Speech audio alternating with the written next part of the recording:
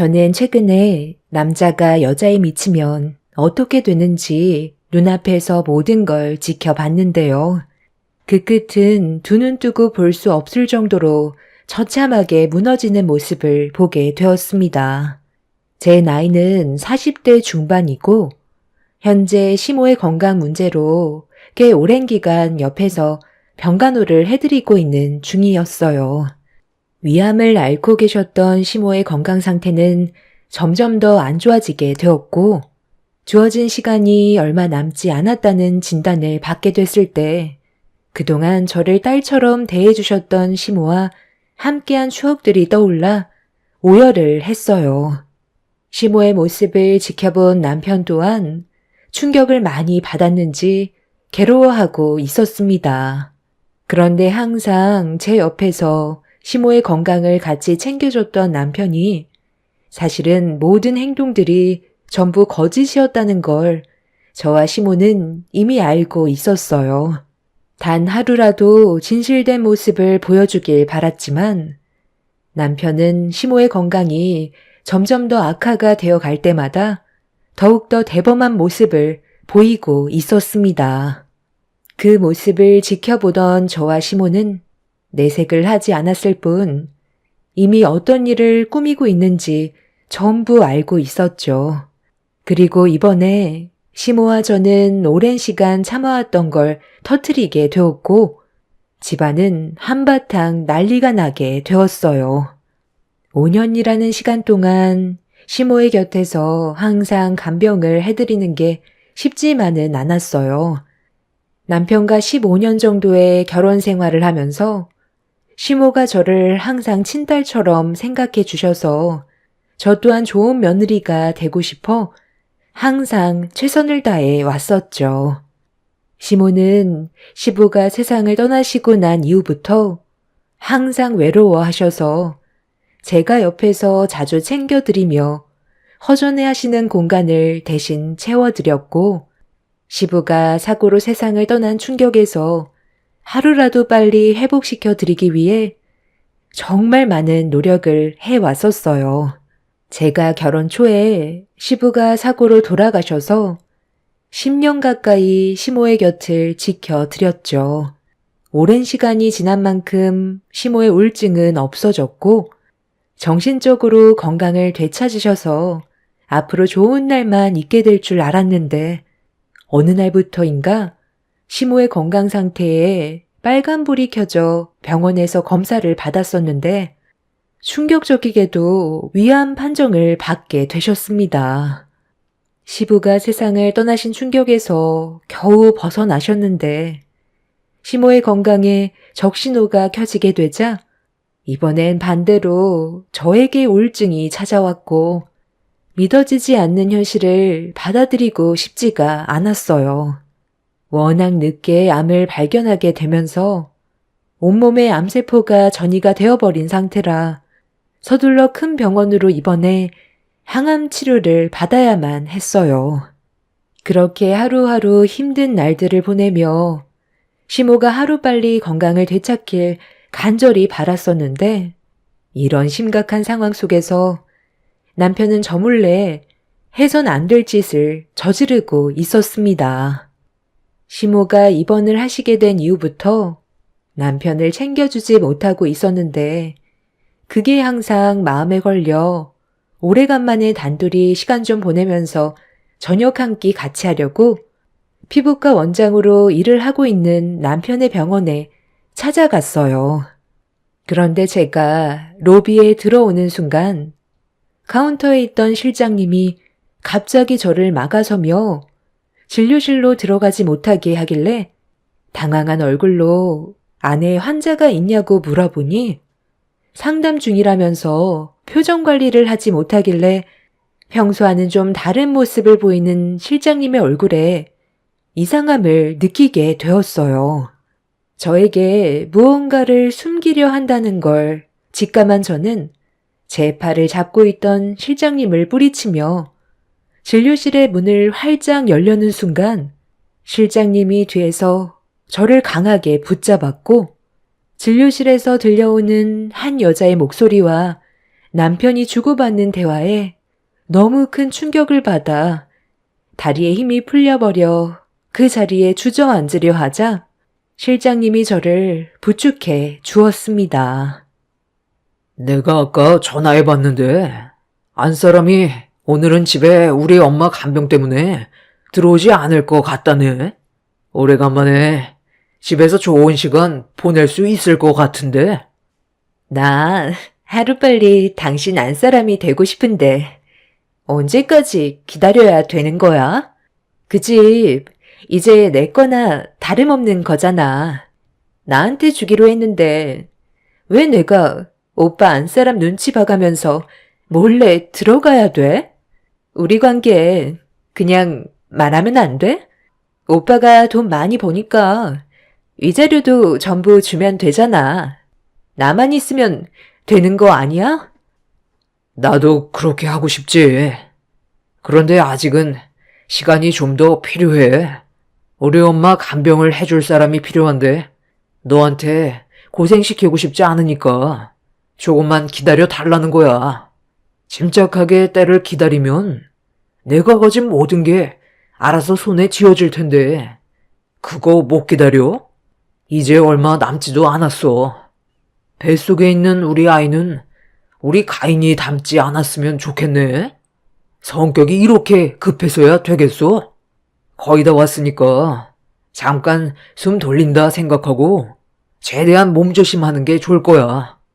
임신 초기라 항상 안정을 취해야 되는 거 알지? 오늘은 더 이상 상담할 사람도 없을 것 같으니 일찍 퇴근할까? 레스토랑에서 저녁 먹고 집으로 들어가면 되겠다. 오빠랑 나와의 사이에서 태어난 이 아이가 앞으로 우리의 삶을 행복하게 해줄 거야. 오빠 안사람은 불임이라 아이도 못 가진다며? 어떻게 골라도 그런 여자를 골랐어? 대를 이어줄 아이를 만들 수 없으면 바로 내쳐버렸어야지. 간병할 사람이 필요해서 데리고 있다곤 하지만 오빠 나이도 생각해야 된다고. 나도 불임이라는 말 들었을 때 솔직히 바로 버리고 싶었는데 우리 엄마가 너무 아끼셔서 차마 이혼하자는 말을 못하겠더라고. 아마 고아라서 그럴 거야. 엄마도 어렸을 적 부모님이 자기를 버리고 갔었다는 말을 들은 적이 있었거든. 아마 동정심이 제일 큰 부분을 차지하겠지. 그리고 우리 아버지가 사고로 세상을 떠나시고 엄마가 우울증이 오셨잖아. 내가 일을 하면서 살펴드릴 수 없으니 옆에서 챙겨줄 사람이 필요하니까 나도 어쩔 수 없이 뒤에서 지켜만 볼 수밖에 없었어. 내 속도 말이 아니었다고. 그렇게 엄마가 어느 정도 좋아졌을 때 이혼하려 했는데 이번엔 엄마가 위암이란다. 간병할 사람이 필요하니까 뭐 어떡하겠어. 그냥 데리고 있어야지. 나는 우리 가인이가 고생하는 거 보고 싶지 않으니까 그 사람을 어쩔 수 없이 옆에 끼고 있는 거잖아. 나도 당장이라도 발로 걷어찬 뒤 가인이를 데려오고 싶다고. 하여튼 지금은 안 사람이 필요하니까 최대한 들키지 않게 조심하는 게 좋을 것 같아. 괜히 일 시끄럽게 만들어서 좋을 거 없으니까 자기도 최대한 조심하고 뱃속에 우리 아이만 생각해. 어차피 암이면 오래 못 살아. 온몸에 전이가 됐다던데. 그럼 길어야 1, 2년이야. 일단 우리 가인이가 살 집부터 알아볼 테니까 조금만 더 기다려줘. 그동안 조금도 의심하지 않고 저만 바라봐 줄 거라 믿고 있었던 남편의 이중적인 성격을 진료실 앞에서 듣게 됐을 때 그동안 쌓아왔던 신뢰가 전부 무너져 내려 버렸고 저를 배신한 남편을 절대로 용서해 주고 싶지 않았습니다. 화가 머리끝까지 올라와 버려 진료실 문을 열려고 하는데 저를 부축해 주던 실장님이 지금은 안 된다면서 고개를 흔들며 저를 상담실로 급하게 데리고 갔어요.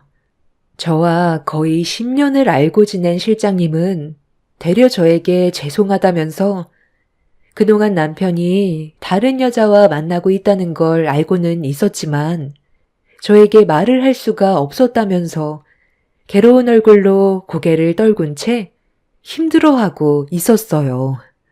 잠시 뒤 남편이 진료실에서 상간녀와 밖으로 나왔고 저는 문틈 사이로 그 상간녀의 얼굴을 처음 보게 되었죠. 저보다 10살 정도는 어려 보일 정도로 상당히 젊은 여자였어요. 거기에 더해 임신 초기라는 말은 저를 더욱더 분노하게 만들었었죠. 제가 시모 옆에서 간병이 들이는 동안 남편은 저 몰래 뒤에서 호박씨를 까고 있었고 저희 둘만의 집에 상간녀를 데리고 들어와 함께 시간을 보냈다는 거에 화가 머리끝까지 올라왔었습니다. 당장이라도 이혼을 하고 상간녀의 머리채를 잡고 싶었지만 실장님이 왜 저를 데리고 상담실로 들어왔는지 그제서야 알 수 있었어요. 제가 유리한 위치를 선점하기 위해서는 우선적으로 증거물을 만들어놔야 했어요. 그동안 저를 속여왔던 것처럼 저 또한 남편이 바람 피우고 있다는 걸 모른 척 하면서 결정적인 증거물들을 준비해야만 했었죠. 실장님은 그동안 남편이 상간녀를 병원에 데리고 드나들었던 모든 장면과 그리고 병원 직원들 몰래 접촉을 했던 장면이 담긴 CCTV를 저에게 챙겨주며 남편에게 큰 상처를 받았던 만큼 돌려주길 바라고 있었습니다. 실장님이 저를 이렇게까지 도와줬던 이유는 전에 결혼을 했지만 실장님의 전 남편도 바람을 피워서 이혼의 아픔을 겪었었는데 증거물이 준비가 되어 있지 않아 제대로 된 보상을 받지 못했다는 걸 듣게 되었죠. 그래서 저를 상담실로 데려온 거였어요. 준비 없이 무작정 현장을 잡는다고 쉽게 해결될 문제도 아니었고 되레 제가 피해를 보게 될 수도 있기 때문에 아예 변명조차 하지 못하게 철저히 준비해야 된다고 실장님은 제 손을 잡으며 슬픔을 같이 나누고 있었습니다. 그렇게 병원에서 남편이 그동안 어떤 짓을 저지르며 살아왔는지 CCTV에 찍혀있는 영상들을 가지고 저는 다시 병원으로 향했어요.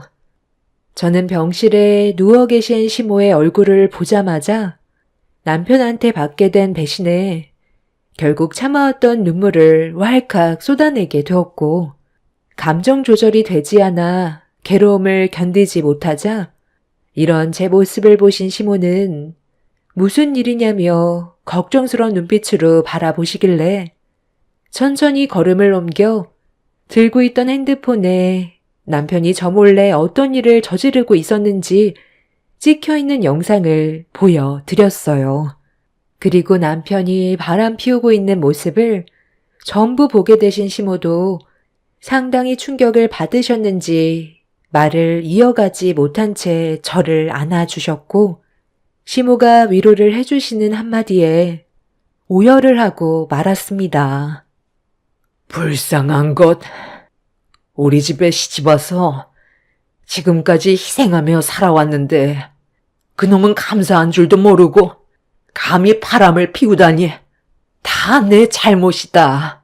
엄마로서 제대로 키우지 못해 이런 일이 생겼으니 앞으로 내가 모든 걸 책임지도록 하마. 그러니 슬퍼하지 말고 내 옆에만 있어다오.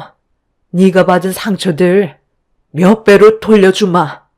나 또한 어렸을 적에 두 부모가 내 눈앞에서 바람 피우는 걸 목격했었고 두 분은 내가 짐처럼 느껴졌는지 자식을 버리고 새살림을 차리셨었다. 그 아픔이 이 나이 먹도록 항상 마음 한편에 큰 상처로 남아 있었지. 그런데 내 아들이 이런 일을 저지를 거라곤 정말 상상도 못했었다. 너한테 너무 면목 없고 미안하구나. 시모는 아들을 제대로 키우지 못한 본인 잘못이라며 눈물을 흘리고 있는 저에게 몇 번이나 미안하다면서 안아주셨어요. 앞으로 모든 건 시모가 알아서 처리하겠다고, 저는 손 하나 까딱하지 말라고, 시모 또한 자기 아들에게 많은 실망을 했는지 분노를 가라앉히지 못하셨습니다. 애초부터 제가 많이 부족해서 남편이 저를 쉽게 본 것 같은 느낌이 들었어요. 진료실에서 저에 대해 상간녀에게 말을 했을 때 많은 걸 느낄 수가 있었습니다. 제가 고아에 아이까지 가질 수 없는 몸이다 보니까 함부로 대해도 된다고 생각을 했던 것 같아요. 시모도 저와 비슷한 환경에서 자라오셔서 그 아픔을 잘 알고 계셨고, 그래서 항상 저를 친딸처럼 생각해 주셨는데, 남편은 시모가 과거에 어떤 아픔을 겪었는지 뻔히 알면서도 저 몰래 바람을 피우고 있던 거였죠. 그날 이후 시모는 항암 치료를 받으시면서 상당히 바쁜 시간을 보내셨어요.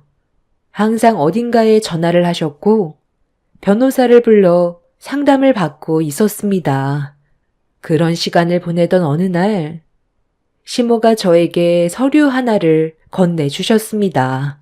도장만 찍으면 된다고 하시길래 무슨 서류인지 확인을 해봤는데 제 두 눈을 의심할 수밖에 없는 상황이었어요. 어머님, 이건 어머님 전 재산이신데 이걸 왜 저한테... 이건 제가 받을 수 있는 게 아니에요. 하루빨리 건강을 되찾으셔서 다시 일상으로 돌아가셔야죠. 왜 이런 선택을 하시는 거예요? 저는 받을 수 없을 것 같아요.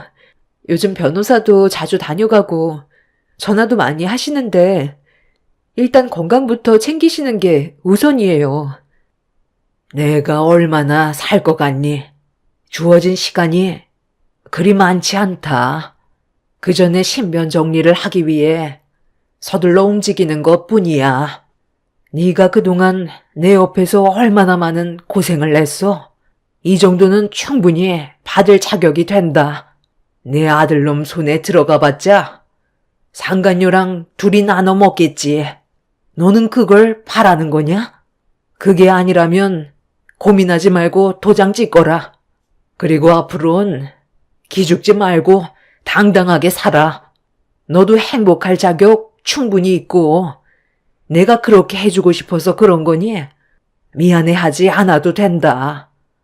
나는 내 아들이 너를 진심으로 사랑하는 줄 알았고 편하게 눈을 감을 줄 알았는데 내가 생각했던 거와 너무 다르게 흘러가서 그놈이 내 눈앞에서 땅을 치며 후회하는 모습을 꼭 보고 싶구나. 그러기 위해서는 지금 도장을 찍어야 해. 그래야 후에 네가 제대로 된 복수를 할 수가 있다. 당연히 네가 받을 자격이 되니까 주는 거야. 내가 언제 어떻게 세상을 떠나게 될지 모르니까 우리도 미리 준비를 해야 되지 않겠어? 변호사한테 물어보니까 5년이라더라. 내가 너한테 증여한 재산이 법적으로 상속재산에 합산이 되지 않고 그놈이 유류분 반환 청구도 할 수 없는 기간이 5년이란다. 그 전까지 내가 살아있으면 좋겠지만 그 전에 세상을 떠난다 해도 내가 대응할 수 있게 변호사 준비까지 전부 다 해놨으니까 너는 걱정할 필요가 없다. 내 건물에서 병원을 차린 그놈이 나중에 이 사실을 알면 얼마나 속이 뒤집어지겠니?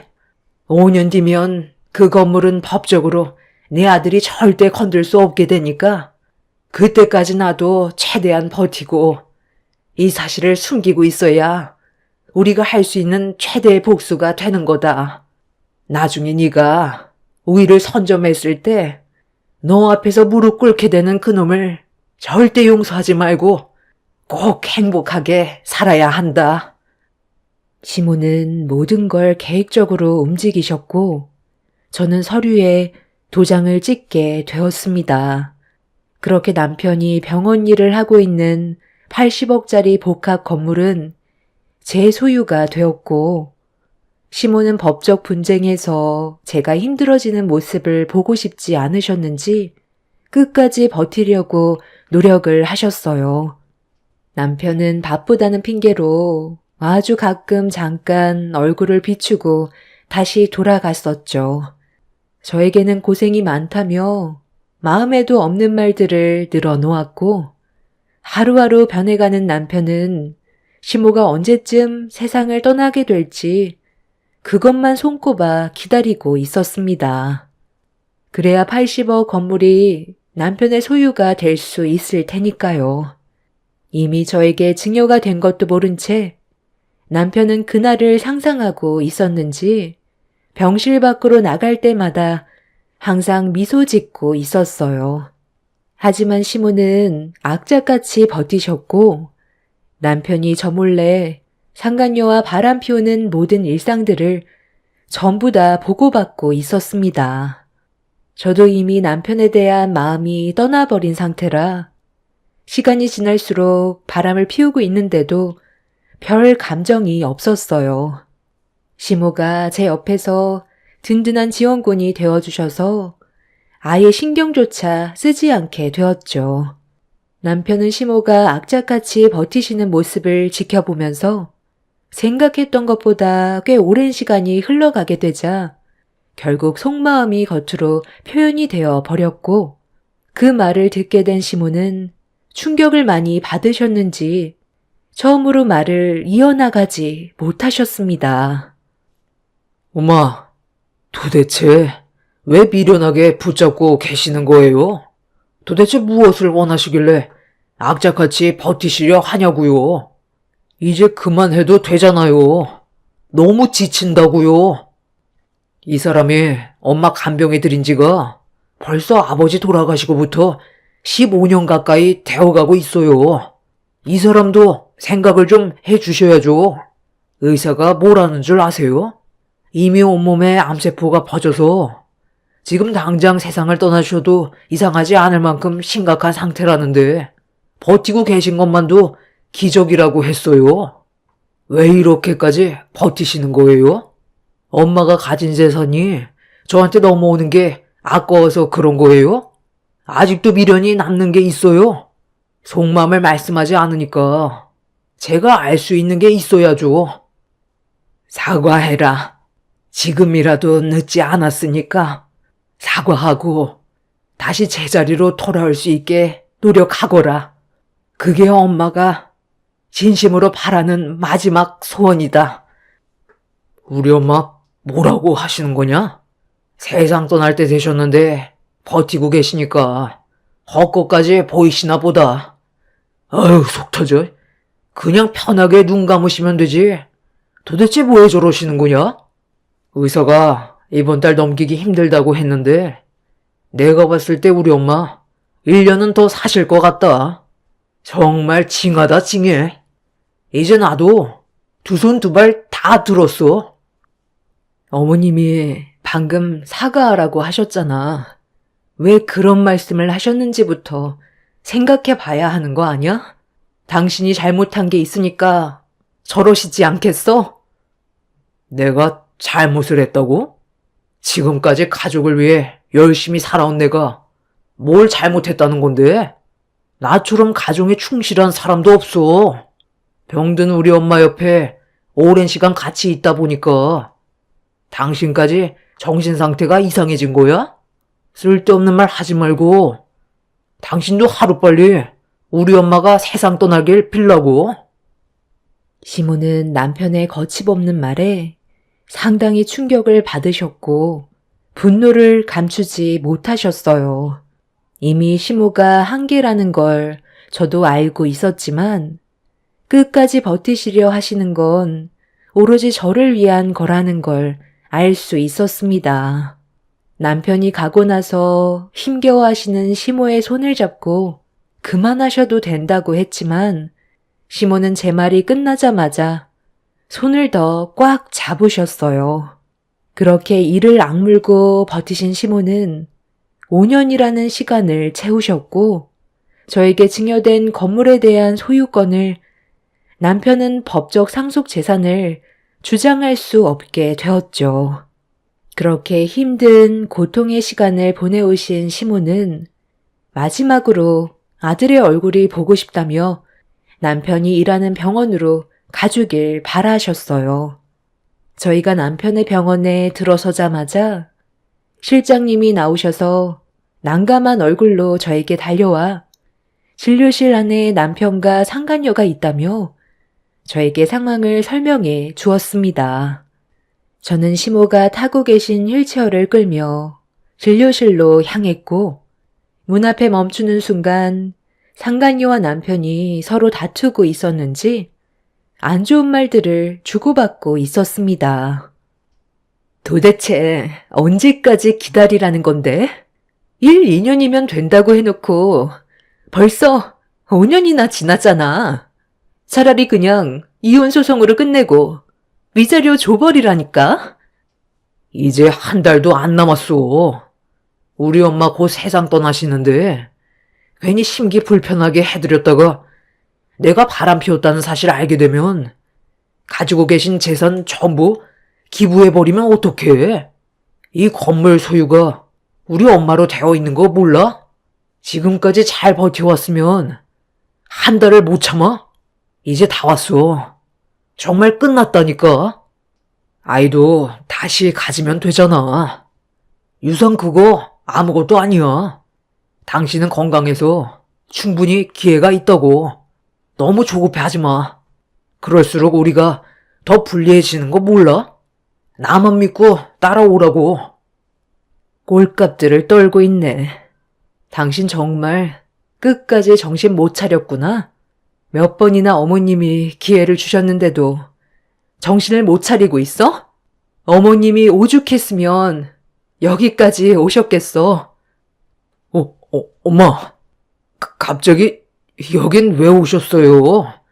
당신이 어디부터 들었는지 모르겠지만 다 내가 설명할 테니까 일단 진정하고 우리 자리부터 옮길까?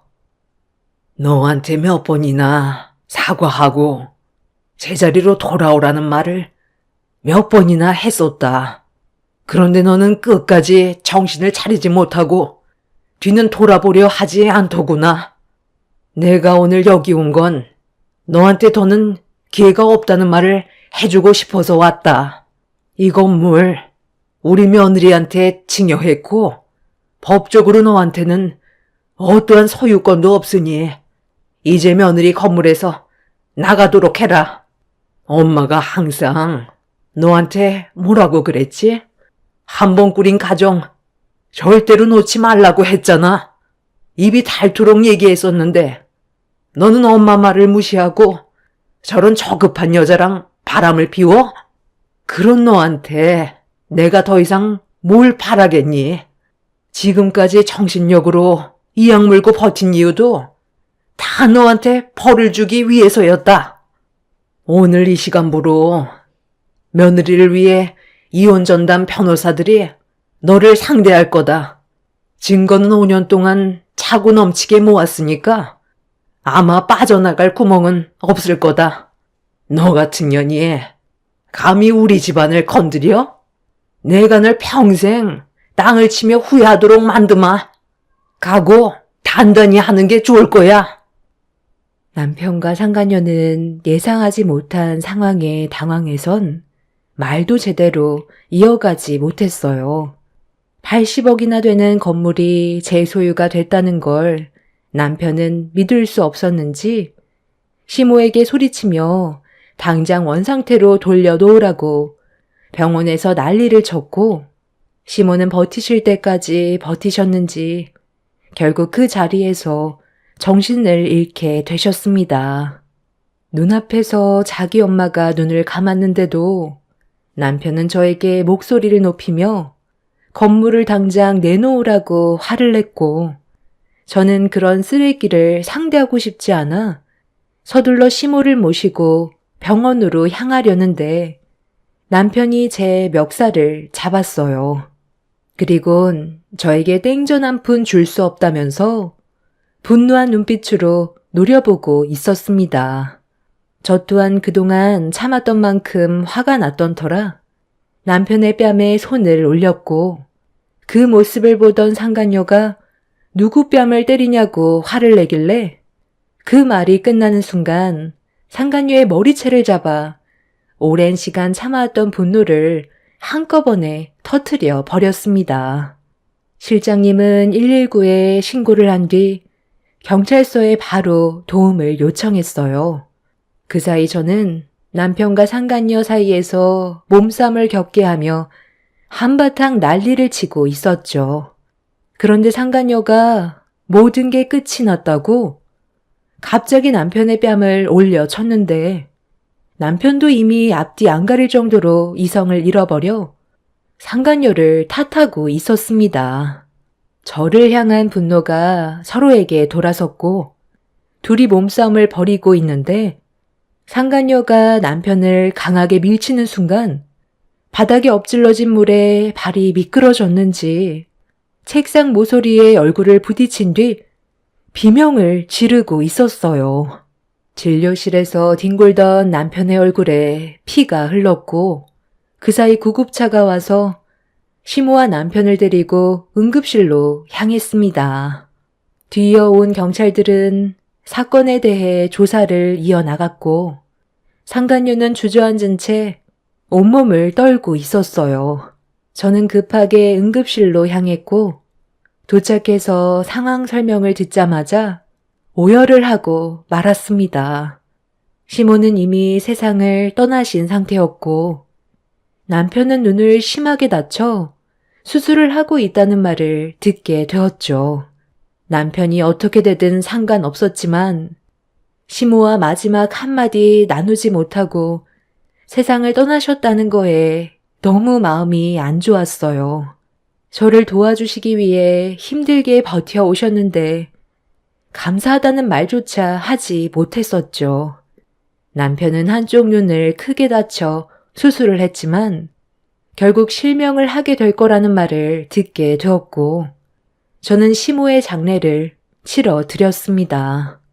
그렇게 시모가 마지막으로 저에게 이혼 전담 변호사들을 꾸려주신 덕분에 남편한테 재산 분할과 위자료 청구 소송에서 원만하게 승소할 수가 있었고 상간녀를 상대로 위자료 또한 어렵지 않게 받아낼 수 있었습니다.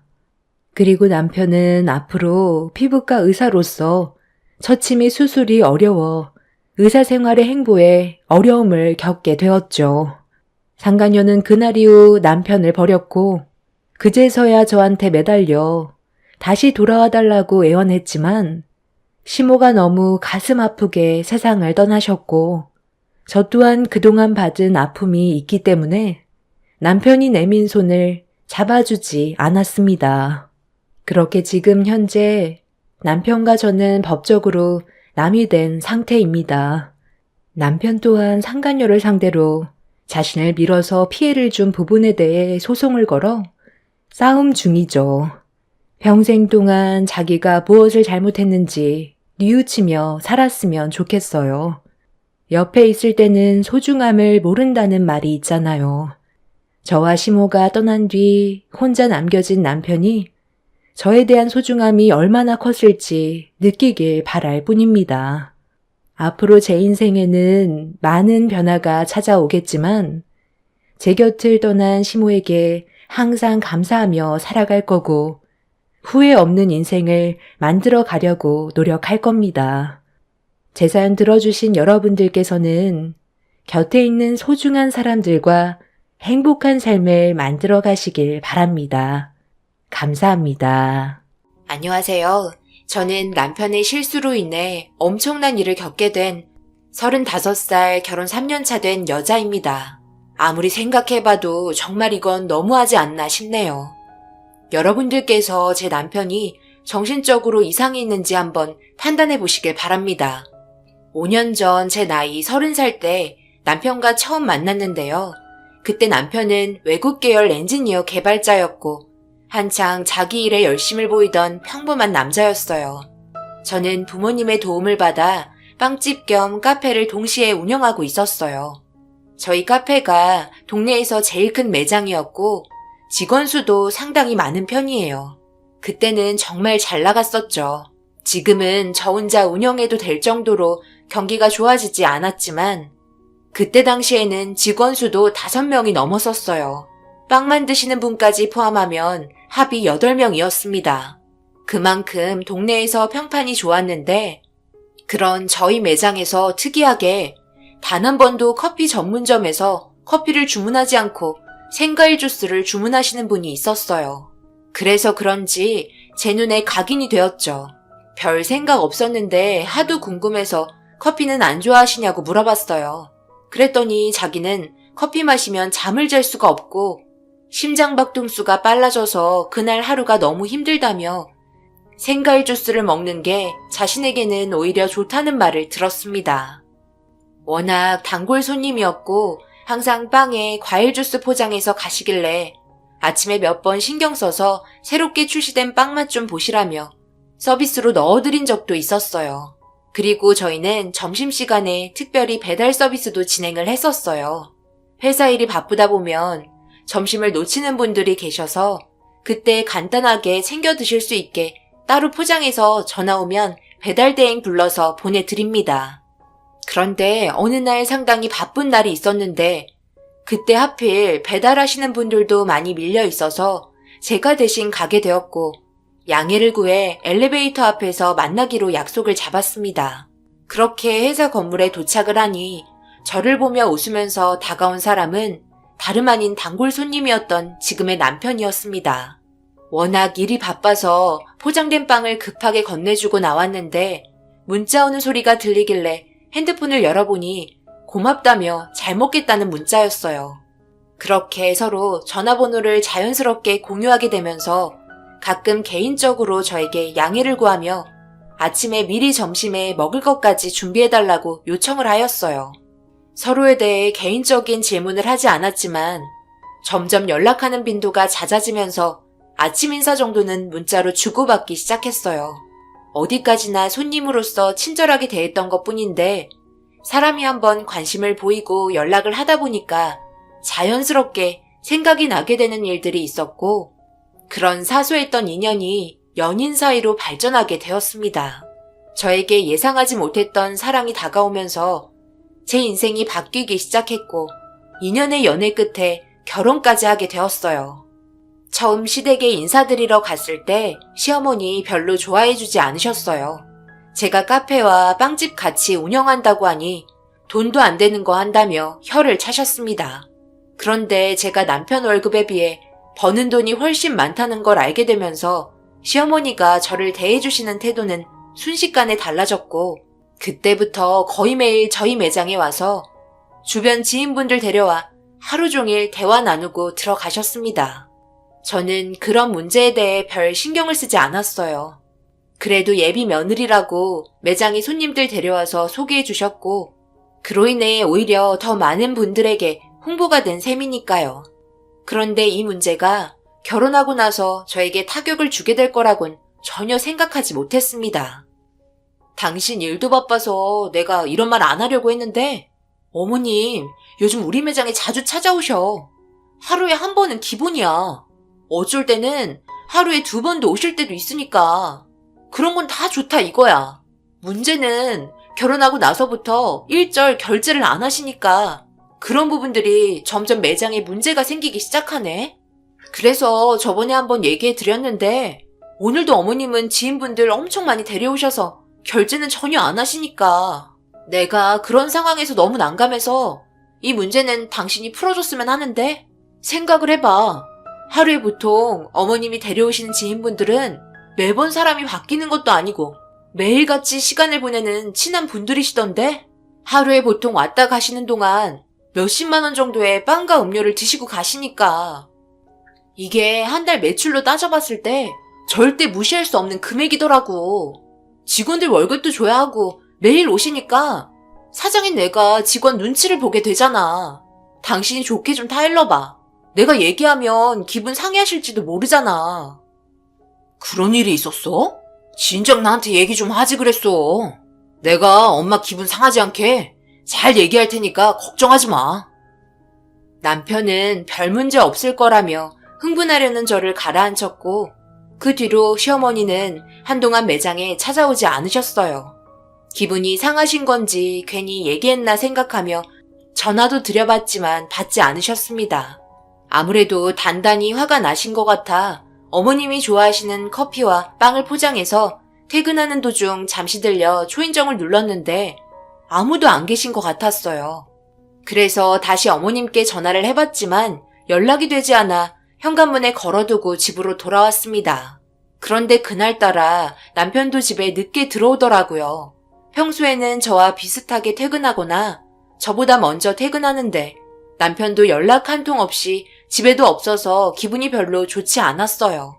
뭔가 꼭 숨기는 것 같은 느낌이 들었고 이런 문제로 의심하는 것도 싫었거든요. 그래서 더 이상 연락하지 않고 계속해서 기다려봤어요. 언제까지 연락을 안 할 건지. 그런데 제 한계를 시험하는 건지 남편과 어머님이 저를 완전히 무시하는 행동을 하고 계셨습니다. 다음날 아침이 밝았는데도 아무런 연락도 없었고 문자 한 통도 없었어요. 화가 머리끝까지 올라온 저는 아침 일찍 카페 오픈하고 남편 회사에 들어갔어요. 엘리베이터를 타고 남편 사무실에 도착한 순간 남편이 저와 마주쳤고 저는 그 자리에서 뭐 하는 거냐며 고래고래 소리를 질렀습니다. 남편 회사에서 소리를 지르는 게 별로 좋은 이미지를 주는 건 아니었지만 그때 당시 출근한 사람도 많지 않았고 부부인 거 대부분의 사람들이 알고 있었기 때문에 사랑 싸움 하나보다 생각하며 대수롭지 않게 넘어가셨어요. 남편도 놀랐는지 저를 휴게실로 끌고 들어갔고 남편은 입에 껴놓은 칫솔을 빼면서 되려 저에게 화를 내고 있었습니다. 그리고 제 기억 속에는 없는 말을 늘어놓기 시작했어요. 이게 뭐 하는 짓이야? 회사에 갑자기 찾아와서 소리 지르면 어떡해? 뭘 잘했다고 나를 그렇게 쳐다보는 거야? 나 지금 화장실에서 씻고 나오는 거 안 보여? 지금 얼마나 피곤한데. 도대체 왜 그래? 뭐라고? 씻고 나왔다고? 집 놔두고 여기서 퍼질러 잤냐? 도대체 왜 전화 안 받는 건데? 내가 어제 얼마나 많이 기다렸는 줄 알아? 어머님도 전화 안 받고 당신도 전화 안 받는데 무슨 이유인지도 모르는 나는 그냥 발만 구르고 있으라는 거야? 아, 무슨 소리야. 내가 어제 분명히 회사에서 밤샘 작업해야 한다고 얘기했잖아. 그리고 핸드폰을 가지고 들어가면 안 되는 보안구역에서 일을 해야 해서 연락 못 받을 거라고 분명히 얘기했는데 쓸데없는 말 하고 있어. 그리고 엄마 상가집 가셨잖아. 제일 친한 친구분께서 갑상선 암으로 돌아가셨다고 내가 대신 전달해줬는데 기억 안 나? 너 벌써 치매 온 거냐? 나 지금 신경 쓸 것도 엄청 많은데 진짜 무슨 문제 있는 건 아니지? 남편의 말에 저는 엄청 당황스러웠어요. 분명히 저는 그런 말 한 번도 들은 적이 없는데 거짓말이라고 하기에는 너무 자연스럽게 얘기해서 제가 잘못 들은 것 같아 난감해하고 있는데 제가 믿지 못하는 것 같았는지 남편은 지나가던 동료 직원을 붙잡아 어제 상황에 대해 대신 설명 좀 해달라고 부탁을 했고 동료 직원분께서 전날 남편이 보안구역에서 일을 하고 있었다며 자기도 왔다 갔다 하면서 일손을 도왔다는 충격적인 말을 꺼내고 있었습니다. 남편은 어머님한테 전화를 했고 수화기에서는 어머님의 목소리가 들려왔어요. 장례식장에서 밤을 새는 바람에 너무 피곤해 세상 모르고 자고 있었다며 많이 지치고 힘들어하는 목소리였습니다. 남편도 몰골이 말이 아니었어요. 야간 일하는 게 쉬운 건 아니잖아요. 그래서 너무 확실한 증거들 때문에 제가 듣지 못했다고 생각했었습니다. 그리고 시어머니는 다음날 저희 매장에 들렸고 저를 보며 아무렇지도 않은 듯 지인분들과 함께 오셨어요. 남편이 어머님께 말을 했는지 그래도 주문도 꽤 많이 하셨는데 전부 결제를 해주셨어요. 그리고 남편은 한창 바쁠 시기라며 거의 대부분의 시간을 회사에서 보내고 있었습니다. 보안이 철저한 구역에서 일을 하기 때문에 얼굴을 제대로 볼 수 없었어요. 근처에 있는데도 얼굴을 보지 못하니 참 안타까웠습니다. 마실 거와 빵도 종류별로 준비해서 배달을 해줬고 일주일 평일에 2번은 집에 늦게 들어와서 잠만 자고 갈 정도였어요. 한 시즌이 끝이 나면 그나마 여유가 있을 거라고 했지만 그 기간이 충격적이게도 한 3달 정도 되는 것 같았습니다. 시어머니도 어느 순간부터 저희 카페에 오지 않으셨어요. 연락을 해보면 밝은 목소리로 일이 바빠서 나중에 시간이 되면 그때 가겠다고 말씀하시곤 끊으셨습니다. 주위가 상당히 시끄럽고 정신없는 것 같았어요. 저도 제 위치에서 열심히 일을 하며 하루하루 바쁘게 지내고 있었습니다. 그렇게 3달이 지나고 오래간만에 조용한 곳에서 외식을 하며 대화하던 도중 남편이 이번 프로젝트가 상당히 중요한 거라고 이번 일이 잘 해결이 되면 해외에서 스카우트제이가 올 거라며 상당히 진지하게 저에게 얘기를 하고 있었어요. 하지만 저는 별로 좋아하지 않았습니다. 결혼하고 나서도 둘이 제대로 된 시간을 보낸 적도 없었고 1년이라는 시간이 훌쩍 지나가 버렸으니까요. 그런데 해외로 떠난다면 남편과 연락은 더 안 될 테고 아무리 돈이 중요하다고 해도 삶에 있어서 돈이 전부는 아니잖아요. 제일 중요한 시기에 이건 아닌 것 같아 저는 좋지 않은 표정으로 식사를 하게 되었고 남편도 제가 너무 강하게 부정적으로 받아들이다 보니 당황했는지 불편해하는 표정을 감추지 못했습니다. 결국 오래간만에 외식한 자리였지만 저희는 집에 가는 동안 아무 말 없이 가게 되었고 서로 생각이 필요한 시간이었어요.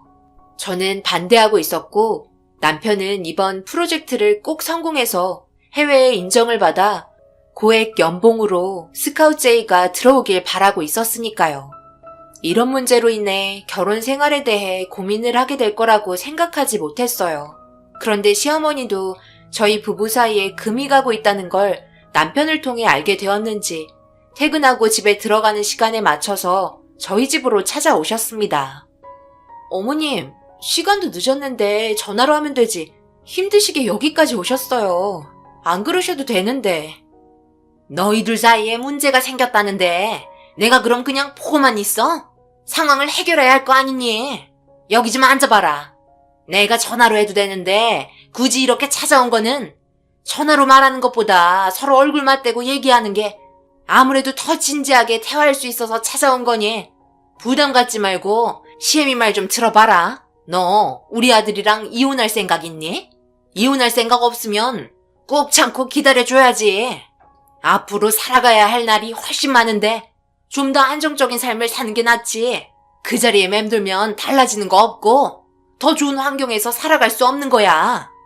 너도 자식을 낳아야 하고 나중에는 돈도 많이 필요할 텐데 지금 당장 얼굴 자주 못 보고 함께 있는 시간이 적다고 해서 더 좋은 미래를 놔두고 그 자리에 멈출 순 없잖니. 나중에 모두 다 보상을 받을 수 있을 테니 지금 당장 서운하고 힘들더라도 그 시간 금방 지나갈 테니까 조금만 참아보도록 하자. 그럼 너희 부부 사이에 꽃길이 열릴 거라고 나는 믿고 있다. 무슨 말 하는지 알지? 지금 승현이가 엄청 중요한 시기이고 그동안 회사에서 얼마나 많은 노력을 기울였는지 다른 사람은 몰라도 세아가 너는 옆에서 모든 걸 지켜봤기 때문에 너무 잘 알고 있잖니. 그러니 둘이 좀 더 서로 이해하고 지금의 상황을 잘 헤쳐나가길 바란다. 그럼 나는 할 말 다 끝났으니 들어갈 테니 나오지 말고 나중에 시간 되면 카페에 들리던지 하마. 시어머니는 저와 남편의 사이가 좋아지길 바라셨어요. 그 이유는 아버님과 어머님이 좋지 않은 관계로 인해 예전에 헤어졌다는 말을 들었었거든요. 서로의 성격 차이 문제로 이혼했기 때문에 그런 아픔을 잘 알고 계신지 저희까지 이혼의 아픔을 겪게 하고 싶지 않은 것 같았습니다. 저도 시어머니와 오랜 시간 대화를 하면서 어느 정도 마음이 진정이 되었고 결국 남편이 원하는 대로 자신의 꿈을 펼칠 수 있게 뒤에서 지원해줄 수 있는 부분은 도와주면서 묵묵히 지켜보고 있었어요. 그렇게 바쁜 시간들이 지나고 저도 제 위치에서 열심히 일했어요. 아기 계획도 하고 싶었지만 남편이 해외로 일을 떠나게 되면 저 혼자 아기를 낳아 키우는 것도 자신이 없어 그건 나중에 계획하기로 했어요. 그렇게 결혼 생활이 2년 중반쯤 지났을 때 남편은 저에게 할 말이 있다며 진지한 표정으로 현관에서 들어오며 소파에 앉으라고 말했고 그리고 남편 입에서 나온 말은 다름 아닌 해외의 고액 연봉으로 스카우트제이가 들어왔다며 엄청 좋아하고 있었습니다. 그동안 정말 열심히 일을 했다는 걸 알고 있었기 때문에 그에 따른 보상을 받았다고 생각했어요. 축하한다고 했지만 뭔가 복잡 미묘한 감정이 저를 힘들게 했습니다. 남편이 곧 떠나야 한다는 게 정신적으로 너무 힘이 들었어요. 그리고 남편은 해외로 떠나려고 이것저것 준비를 하게 되었고 저도 들떠있는 남편을 도와주었습니다. 앞으로 더 나은 미래를 위해 계획하는 거라고 좋게 생각하려고 노력했어요. 이런 문제를 친정 엄마한테도 얘기해봤는데 좋은 방향 쪽으로 설명해 주셨고 집안의 가장이 무너지지 않고 잘 돼야 행복할 수 있는 거라며 사위가 대단하다고 좋게 봐주셨어요. 그렇게 남편은 해외로 출국해야 하는 날이 다가왔고 이것저것 정신없이 도와주고 있었습니다. 떠나 보내야 하는 입장이다 보니 결국 참아왔던 눈물이 터지고 말았어요. 6개월 뒤에 잠시 귀국할 수 있다고 얘기했지만 그 기간이 저에게는 너무 힘든 시간일 것 같아 눈물은 멈추지 않았습니다.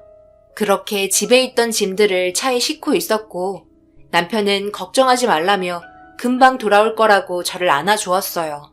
그런데 갑자기 회사에서 전화가 왔는지 나중에 전화하겠다며 급하게 차에 올라탔고 남편에게 손인사를 하면서 보내줬습니다. 그런데 차가 지나가고 그 자리에 아직 남아있는 하나의 짐이 있었고 캐리어를 마저 싣지 못한 채 출발을 하는 남편에게 소리쳤지만 통화를 하고 있어서 듣지 못하는 것 같았어요. 저는 남편에게 계속해서 전화 연결을 시도했지만 통화 중이었습니다. 결국 어쩔 수 없이 캐리어를 들고 집으로 돌아왔어요. 그런데 처음 본 캐리어였고 해외로 떠나기 전에 새로 산 것 같았습니다.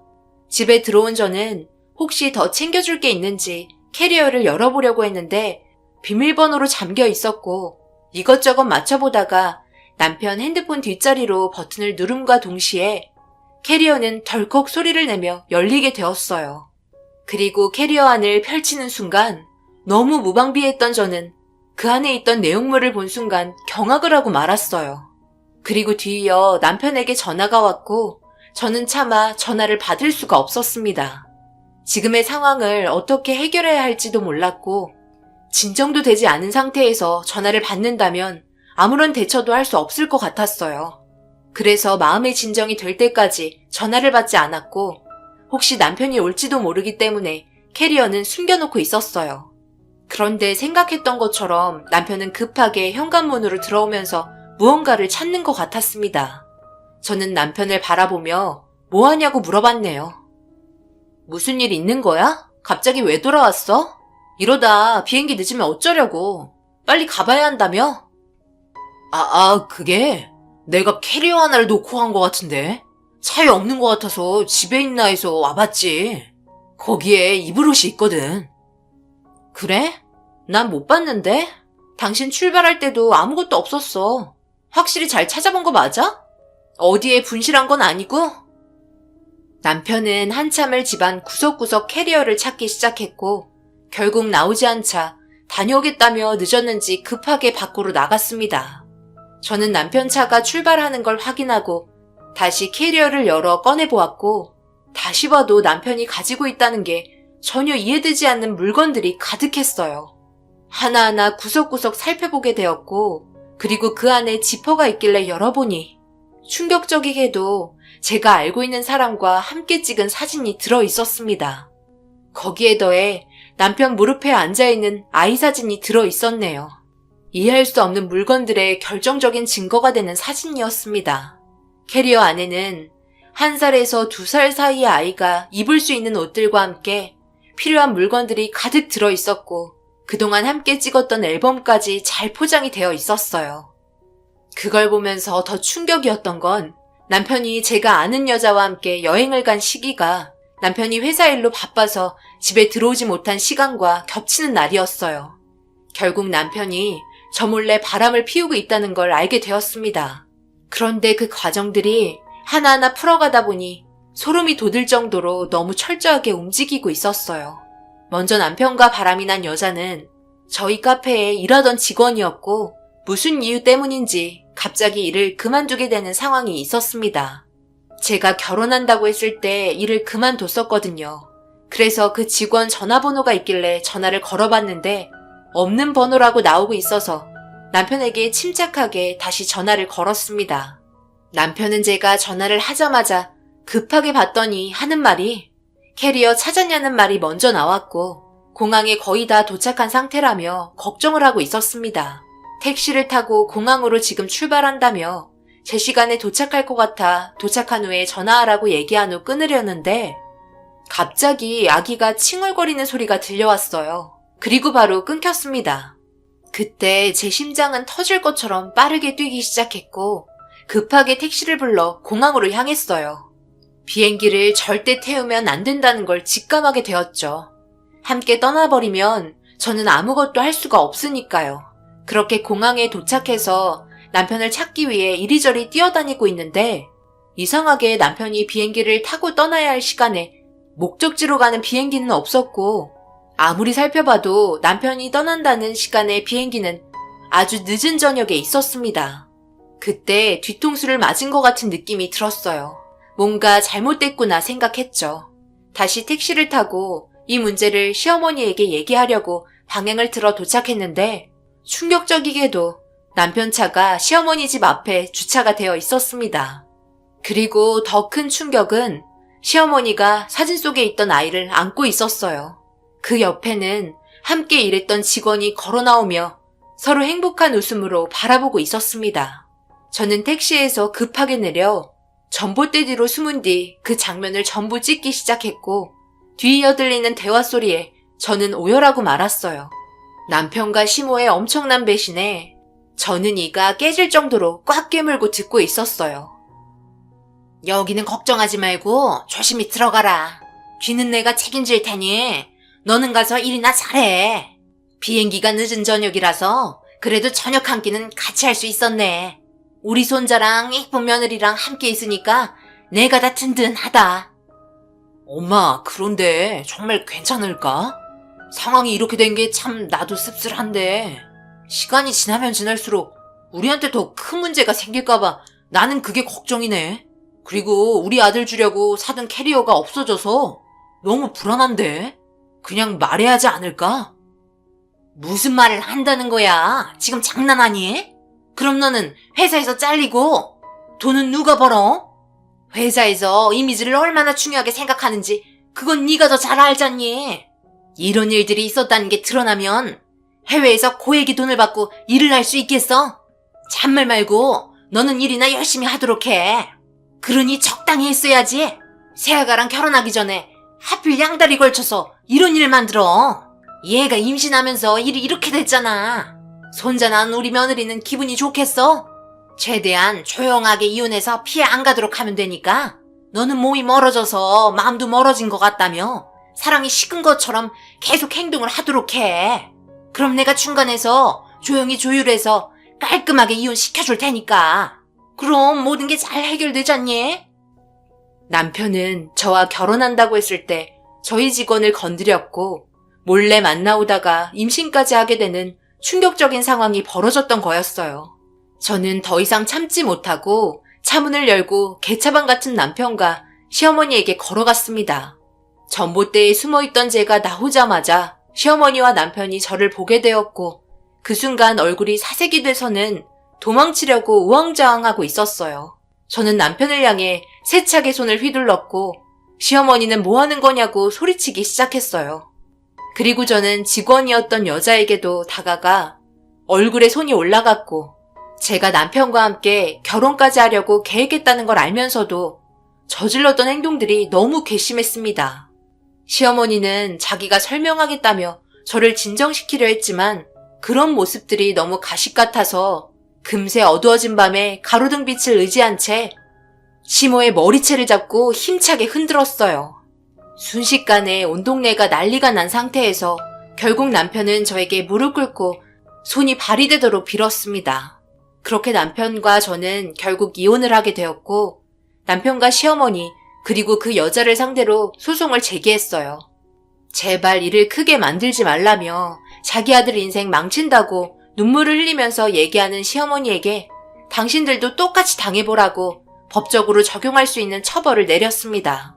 결국 이혼 위자료 소송과 상간녀 소송을 제기했고 손해배상 청구와 재산 분할을 통해 제가 훨씬 더 재산이 많았기 때문에 땡전 한 푼 주고 싶지 않았지만 법이 그렇지 않아 나누게 되었고, 남편은 잘 나가던 회사에서 해외로 스카우트 제의가 들어온 상태였기 때문에 원래 다니던 회사를 퇴사하고 움직이는 상황에서 남편의 충격적인 행동으로 스카우트 제의가 거부당했고 다시 일을 할 수 없는 결과를 가지고 오게 되었어요.